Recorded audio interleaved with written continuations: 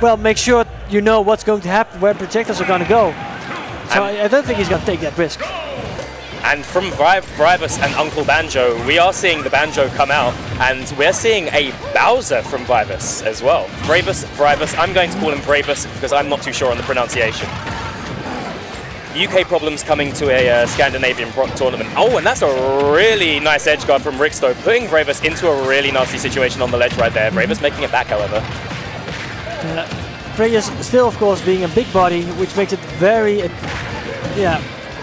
very attractable to focus on the Bowser, because you can throw your hitboxes out, and it's a big chance they will interact with Bowser. And even if they're blocked, they're still a teammate. You're absolutely right. I think the technical term for what Bowser is in doubles is a damage sponge. He just soaks up every hitbox that's thrown up around him. He's a very good stock tank, but however, he doesn't really get to escape many juggles. No, he definitely doesn't. He finds himself stuck on the stage.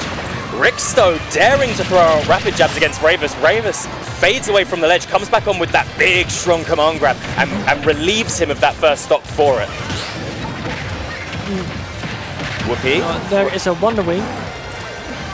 That's going to be quite violent in doubles, the Wonder Wing from Banjo as well. Yeah, I wonder if they actually have some setups with the Wonder Wing. Well, does it stop if it hits somebody? Can you grab somebody and allow your partner to Wonder Wing them in the back? Or will you both be, I think it will hit both, because Banjo would just keep on running. Yeah, he definitely tanks through projectiles, doesn't he? Oh no, Rixto got the roller on Bowser. Unfortunately, Whoopee wasn't quite switched on, and he accidentally dash attacked him out of the roller. They definitely could have perhaps got a kill off right there. Vreyvus relieved of that stock anyway. Yep. And now they're just happy to camp on their own side of the screen. And UncleBanjo just sending an absolute wave of projectiles. Rixto trying to use this time to get some ink in, make sure he doesn't run out at the most crucial moment. Like, you can say what you want, it's definitely just working for him. Vreyvus. That waft is getting there as well, so as soon as the waft is online, we're going to see a very early stock take. Yeah, and of course you can do things like throw your opponent into Whoopee's waft as well. I suppose these players actually have planned that as well. Nice work there from UncleBanjo, coming in to save his teammate who was in a nasty spot in the corner. And UncleBanjo is just using these side Bs, but he's not confirming any of them. I noticed. Nice from Rixto, going deep down to catch with a back air. That Inkling recovery. Sorry, that Banjo recovery. Sorry. Absolutely not permitting him to return back to the stage. Definitely, like, he of course still has a side B if things get tough, but that's side B. Sending Whoopee out towards the right-hand side. UncleBanjo, Vreyvus going to try and capitalize for his teammate, but he finds himself getting chased from left to right, Benny Hill style, from one side to the other by Wario on his bike. And UncleBanjo's again whiffing these side Bs, which he can only use so many times. It's like, this is his final stock. Everyone that he loses, he won't get back anytime soon. But when you show utter content for your opponent's ability to read your side B like that, he doesn't really care. It doesn't matter. He's got one Wonder Wing left. Do you see those feathers above? If you see those feathers above Banjo, he's got one or two of them left, I think. Must be it. It's still looking very difficult. We actually got ourselves a 1v1 situation. So well, basically going to slow down the game a bit more compared to it was before, because neither of them actually want to commit to anything, it seems. Yeah. Really nice zoning out from UncleBanjo right now. He's just putting the wall up, trying to keep Whoopee out, but one might say that plays into Whoopee's hands, because that gives him more time to get that waft on deck. And of course, once Wario gets the waft on deck, you're pretty much always at kill percent, and there we see it! Not the full waft, but still enough. Yeah, enough of a waft, a half waft going to relieve him of that final stop. So maybe a little bit too much zoning at the end there. Maybe he wanted to be a bit more aggressive. But interestingly enough, sorry, carry on. Wait, are they gonna play? I thought it was game 2, right? No, wait, never mind. Yeah. So I'm interested in seeing the counter pick because they've been to Pokemon Stadium, and that was game 1. They've been to Pokemon Stadium, and they've had that platform layout. Do you think that Banjo and Bowser benefit from going to perhaps a more linear stage, a place where there's less space to hide, or is it them who benefit from the landing options more? I would say it's kind of difficult to say, to be exactly sure if it would work in their favor, but it's hard. Like, I'm still trying to figure out what really shines through in these teams. So Wario can, I believe that Wario has the ability to become a bit of a frustration, a point of frustration for his opponents because of his aerial drift. He doesn't need platforms to land on. He can drift in and out of your effective range and bait you into pressing buttons. So he's fine with platforms or without, or he can always use the bike just to get to the other side. Inkling as well has the ability to fly around on those platforms, a great amount of mobility. So perhaps it is in their interest, in the big bodies team's interest, to have the extra landing options. Just a hypothesis, though.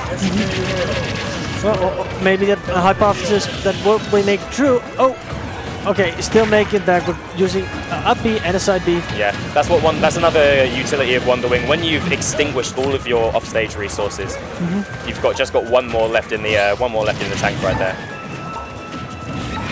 Wario with the up throw, going to try and get the juggle on Vreyvus, not quite going to work out for him, and both members of Blue Team find themselves at a bit of a disadvantage. Getting himself combo. It's still very early, so it's still everyone's game.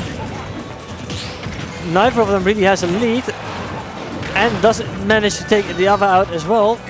Oh, I really thought UncleBanjo was going to be slightly more prepared there to capitalize on the side B from Bowser, because he managed to put his opponent right above Banjo's hitbox, but he was just misspaced. And there goes the first stock for the red team. Vreyvus coming straight back onto stage, using that intangibility that the game affords him for the benefit of respawning.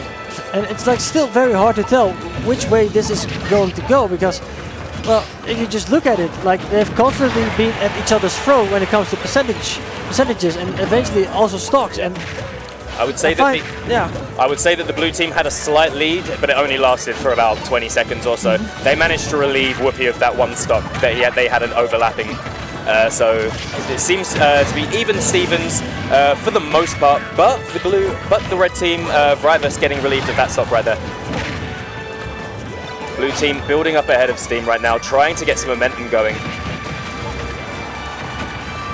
You see them being forced over to that right-hand side of the stage, but Whoopi baits out the command grab from Vreyvus, but UncleBanjo coming in, saving his doubles partner from what could have been a nasty disadvantage.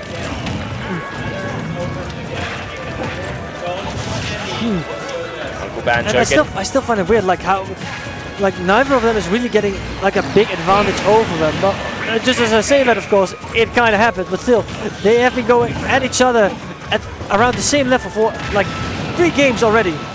Yeah, like counting this game as well. Again, we're finding Whoopi, like they're almost neck and neck, just like you say. But Whoopi's just got that, like holding on to that last stock. It would seem. It would seem he's quite strong at hanging on to it. That definitely seems the case. Oh, he goes for the dare, and he gets dared in return! No! Oh no! That is textbook overcommitment being punished right there. And now Rixto has to face a nasty 2v1. And this is the blue team's opportunity to the red team's opportunity to maybe even things up. Frey is there, surviving that forward smash. Very unfortunate for him as well. Oh, he's good. I was about to say he's playing a little game called Super Don't Get Grab Bros. Like neither of these people is trying to commit to anything here. Like if they commit too much, well. Wow! Did you see the way? So did you see how they covered all of those options? They did. So he couldn't stay on ledge because the grenade was there. It was about to detonate, so he had to take an option. Then Banjo starts charging an up smash, meaning he can't neutral get up, and then Vreyvus covers the jump with up air. Yeah, and well, the thing is, when you find yourself in such a situation, you want to actually look towards like what is the best thing in quotation marks to get hit by, because in that case I would probably let myself get hit by the grenade, because that's the one that does the least amount of knockback, and they are already trying to commit to something. So basically, these situations, well, you always will be at a loss, but you can determine how big that loss is gonna be. Yes. And in this case, it was, of course, he should have picked the grenade. Depends if the grenade is already out and active, can Banjo confirm off of the grenade? That's another threat that Banjo might have. I think he is able to, but it's still it might be a bit of a risk. At least gives your opponent the opportunity to screw it up, right? So, chance to fight back. Here we go. It was the blue team's counter pick, and they have elected for a flat stage. They've elected for Final Destination, giving their very large opponents very little room to escape pressure on. Meaning, against Inkling's ledge trapping, for example, with Splat Bomb, they've got so few options to maybe mix up their recoveries with. Yeah, that, by the way, that up smash in doubles, it actually covers. It actually allows Bowser to cover himself as well, because it creates these multi hitboxes, and as soon as you try to land that, you get like this decent knockback. If you get hit by when the up throw is already happening. So it actually, that's a fun thing. Throws. What just happened, Mad Ice King? That was a Wonder Wing actually confirming and taking out the stock in the air. Oh. That was I'm not quite sure if that was planned, but if it was not, it was a very nice conversion nonetheless. And he converted it off of his own teammate's command grab. However, his teammate getting taken out right there and losing a stock of his own. Nice present. Yeah. Oh my goodness, he was not ready. I think he caught Rix though trying to charge Ink over on the ledge. You think you're safe over there, good sir? Absolutely not. Hold this side B for a split second. Ever. But yeah, the interesting thing is something that what we haven't seen today yet is, apart from Bowser, like throws get a new use in doubles as well, because some of them, like Ryu down throw, that can instantly break shield if someone's in there. Oh, the collateral hitbox. Yeah, for some reason that instantly breaks shield, but normally you never see that happen in singles. I didn't know that about Ryu's down throw. It breaks shield? Yeah, I'm not quite sure if it's still the same as it was in Smash 4, but I remember my teammate coming towards me and like saying, I just saw someone getting shield break by Ryu down throw. It was amazingly stupid, and we got hit by that as well. Oh wow. But here, in this case, we will probably only see it when Bowser is trying to do up throw. Yes, because I believe that has you mentioned that has a multi-hitbox, right? Yeah, and it stays active, and if he does on the ledge, it just covers get-up options as well. Just want to call attention to that really nice edge guard from Rix though. He went super deep to get to edge guard Vreyvus' Bowser, because Bowser's recovery is quite linear when he has to make his way straight back to the ledge. It definitely is. Yeah. Something you see Vreyvus doing also in singles is that if he can, he will throw the flame throw just so that he has his hitbox in front of him that people just can't jump in him. But however, eventually you're going to get down so much that people, characters indeed like, ooh, okay, wow, it's just happening. Coming out from Whoopi. Sorry, we can come back to that right later, but there's a lot going on the screen right in front of us right now. Yeah, there's a small lead currently for the blue team, and it seems like Rixo is not close to kill percentage yet. So this is looking quite favorable for that. And just like that, Whoopi gimped Bowser, making this a very, very possible victory for the blue team. Almost managed to pull back the stock, but he does go super deep, and he reduces them down to one stock each. Yeah. Can he make the comeback he needs? He's being really disrespectful with that Wonder Wing, by the way. Yeah. Like he wants to close up maybe just a little bit too quickly here. Did you happen to catch how many he has left in this stock? No, it went by so fast, but I think he has two. Like 2 of them left. Whoopi trying to fish with that down tilt at the ledge. He knows that he can catch Banjo trying to get back up. Oh, he has no Wonder Wings left. This is a really steep climb back for UncleBanjo. But if he can do it, be one of the would be one of the plays of this tournament to manage to take out Whoopi and Rixto. That would be an amazing achievement indeed, but it's going to be so difficult without that Wonder Wing, and just like that. You're just forced to always go low in this situation, because you can't go for the side B anymore. Yeah, he doesn't have that option at his disposal. Like, it's the very definition of like running out of resources, I suppose. But really well played from the blue team right there. Just a bit unfortunate right at the end. They found themselves in a 1v2 situation against two very well-seasoned players. I want to take a sip of this. I think this is water with bubbles, right? Yep, that is carbonated. This is the water that makes your throat hurt. It's not my first choice. Not my first choice. But I didn't see any still over there, so I'm gonna take a sip and see if it hurts my throat. Oh. Yeah. Okay. Yeah. No. Definitely not my pick. I'm not a fan of bubbles, of carbonated water. In the chat, please give us ones for carbonated, two